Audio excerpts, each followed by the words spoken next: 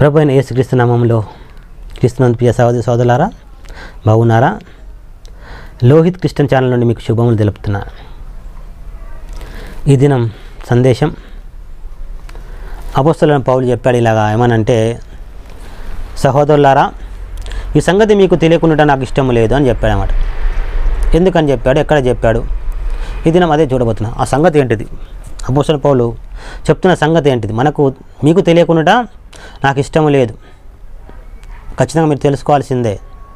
నాకు తెలిసిన అంశం మీకు కూడా తెలవాలి. ఈ సంగతి మీకు తెలియకుండా నాకు ఇష్టం లేదు, మీరు తెలుసుకోవాలి. ఎందుకు తెలుసుకోవాలి? తెలుసుకుంటే లాభం ఏమిటిది? అది ఆయన ఉద్దేశం ఏంటంటే, వారికి కానీ తెలిస్తే, సహోదరులైన వారికి తెలిస్తే ఖచ్చితంగా మేలు వారికి దొరుకుద్ది. కనుక వారికి చెప్పాలనుకున్నాడు, చెప్పడం మొదలుపెట్టాడు. మనం బైబిల్ ఎక్కడో చూద్దాం. మనం 1 కొరింథీ పత్రిక 10వ అధ్యాయం 1 నుండి 11వ వచనంలో ఈ విషయం ఉన్నది. సహోదరులారా, ఈ సంగతి మీకు తెలియకుండా నాకు ఇష్టం లేదు. అదేదనగా మన పితరులందరూ మేఘం కింద నుండిరి, వారందరూ సముద్రములో నడిచిపోయిరి.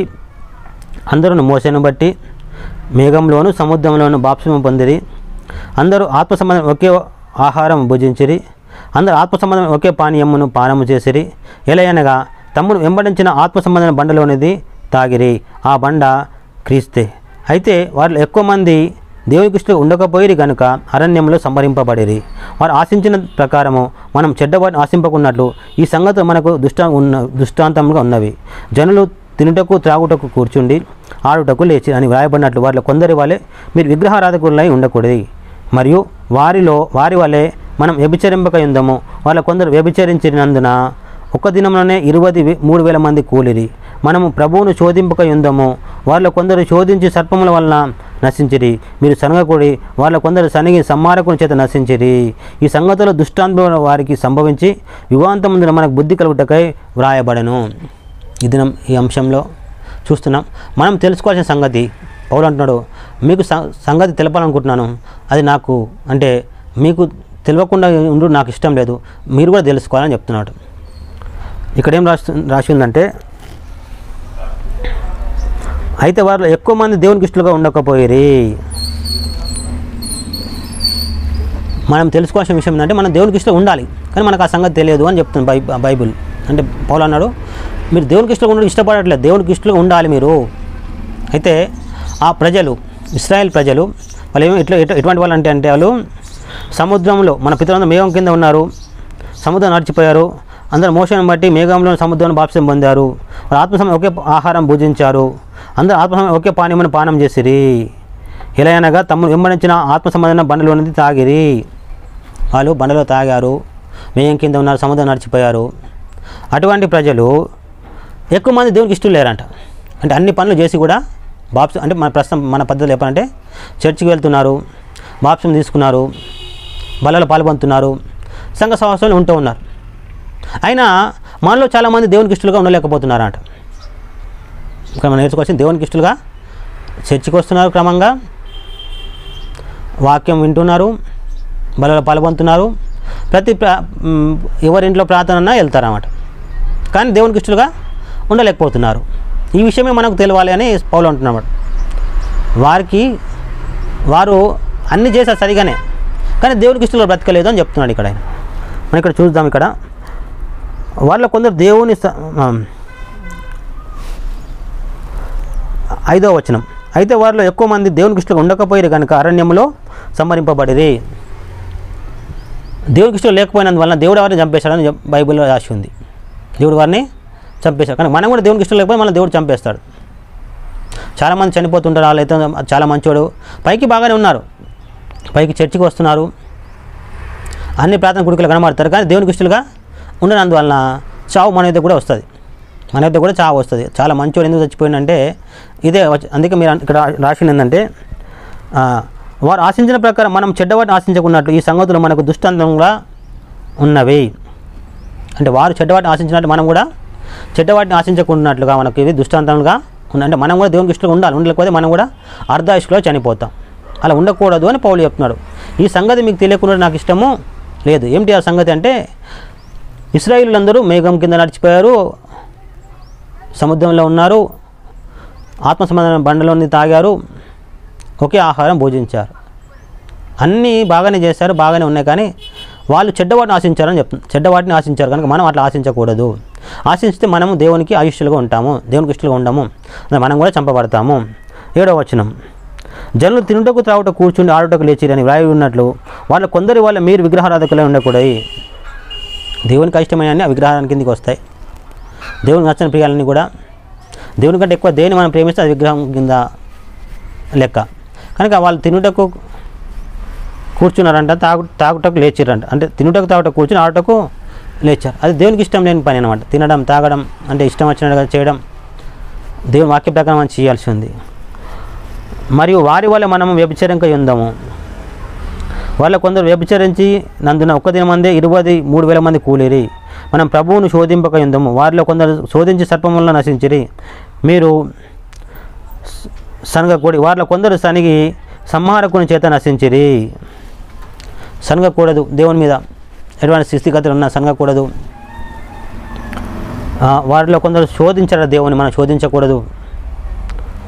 వాళ్ళు వ్యభిచారించారు. 23,000 ఒక దినం చనిపోయారు. వ్యభిచారం అంటే 2 రకాలు, శరీరపరమైన వ్యభిచారం, ఇంకోటి ఆత్మపరమైన అభిచారం అంటమాట. ఆత్మ శరీరపరమైన వ్యభిచారం కూడా మరణానికి పాత్రమైంది. ఆత్మ సంబంధమైన వ్యభిచారం కూడా మరణానికి సంబంధించింది. శరీరపరమైన వ్యభిచారం ఏమో ఒక స్త్రీ ఒక పురుషుడు, పరాయి పురుషుడు పరాయి స్త్రీ చేసేది. కానీ ఆత్మ సంబంధమైన వ్యభిచారం ఏంటంటే ఈయన దేవుడు, ఈయన లాంటి దేవుడు లాంటి వారిని కూడా మొక్కడం కూడా వ్యభిచారం కిందికి వస్తామట.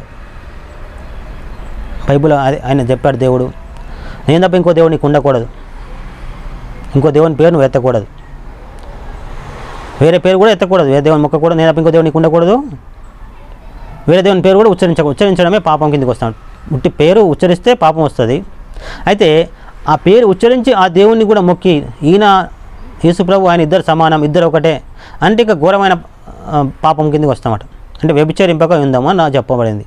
వాళ్ళు వ్యభిచరించినందువలన 23,000 మంది కూలీరంట, వ్యభిచారం చేసినందువలన.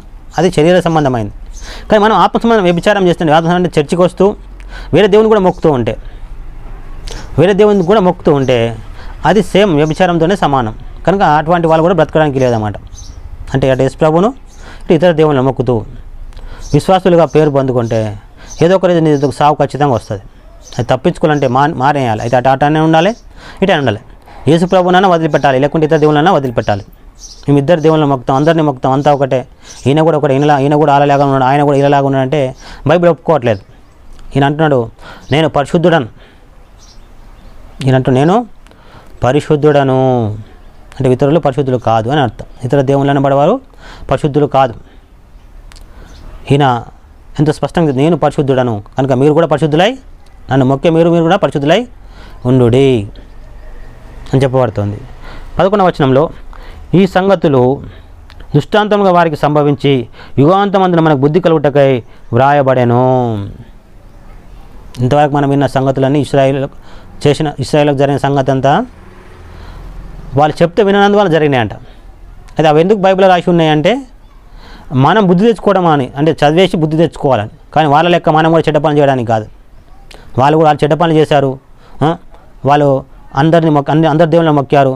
ఇశ్రాయేలు మనం చూడవచ్చు అపొస్తల కార్యాల్లో వారు ఇతర దేవుళ్ళని మొక్కినట్టు రాసి ఉంది. ఇతర దేవుళ్ళని మొక్కినందుకు దేవుడు అందరి దేవుళ్ళని మొక్కడం వదిలిపెట్టాడు అంట. ఆయన వాళ్ళు మొక్కారు కనుక మనం మొక్కుతాం. బైబిల్ ఉన్న వాళ్ళు మొక్కలేదా? పురాతన కాలం మొక్కలేదా? వాళ్ళు మొక్కారు కదా మేము కూడా మొక్కుతాం అంటే అది పాపము, తప్పు. వారు అందుకు శిక్ష పొందుకున్నారు. వాళ్ళు విగ్రహారాధన చేసినందుకు 23,000 మంది ఒక్క రోజు చనిపోయారంట. ఎంతమంది? 23,000 మంది చంపేశాడు దేవుడు. కనుక మనం అలా చేయకుండా ఉన్న దృష్టాంతం ఉండడానికే మనకు ఈ గ్రంథంలో లిఖించబడింది. కనుక మనం బుద్ధి తెచ్చుకోవాలి. మనం కూడా అలా శిక్ష పొందకూడదు, అలా చావకూడదు, అలా చనిపోవడం దేవుని చిత్తం కాదు. కనుక మనం బుద్ధి తెచ్చుకోవాలి. ఈ యొక్క 1 కొరింథీ 10వ అధ్యాయం ప్రకారం 10వ అధ్యాయం 1 నుంచి 11 వచనంలో రాయబడిన ప్రకారం మనము మారుమనసు పొందాలని ఈ వచనాలు చెప్తున్నాయి. బుద్ధి తెచ్చుకోవాలి. మనం వారి వాళ్ళు ఉండకూడదు. ఇక్కడ 5వ వచనంలో వాళ్ళు ఎక్కువ మంది దేవునికి ఇష్టం ఉండకపోయారు కనుక అరణ్యంలో సంహరింపబడిరి. కనుక మనం దేవునికి ఇష్టం ఉండడానికి చూసుకోవాలి. దేవునికి నచ్చని, దేవునికి ఇష్టం లేని అన్నీ వదిలిపెట్టాలి. వేరే వాళ్ళందరూ చేయొచ్చు, నీ పక్క వాళ్ళు, కుడి పక్క వాళ్ళు, ఎడమ పక్క, నీ ముందున్న వెనుక ఉన్న వాళ్ళందరూ కూడా ఆ పద్ధతి వచనాల్లో చెప్పినట్టుగా విగ్రహాలను కానీ చెడ్డ పనులన్నీ చేయవచ్చు. వాళ్ళు విశ్వాసాలే కావచ్చు, వాళ్ళు చర్చికి రావచ్చు. ఇంత మనం విన్నాం. ఇశ్రాయేలీయులు మేఘంలో నడిచిపోయారు, సముద్రంలో నడిచారు. మేఘం కింద నుండి సముద్రంలో నడిచిరి, ఆత్మ నీళ్ళు ఒకసారి తాగారు, ఆహారం మన్నాను కూడా తిన్నారు. అంత సమానంగా చేశారు, కానీ దేవునికి ఇష్టం కూడా లేరంట. అంటే అవి తినడం నడవడం సరైంది, కానీ అది చేస్తూ వాళ్ళు వ్యభిచరించారని, అది చేస్తూ చెడ్డవాడిని ఆశించారని బైబిల్ చెప్తుంది. మీరు చర్చికి వస్తూ వాక్యం చదువుతూ కూడా చెడ్డవాడిని ఆశించకూడదు, ఆశిస్తే మనకు కూడా ఇలాంటి శిక్ష ఉంటుంది అని దేవుని వాక్యం చెప్తుంది. దేవుడికి ఉదాహరణ దీవించును గాక. ఆమేన్.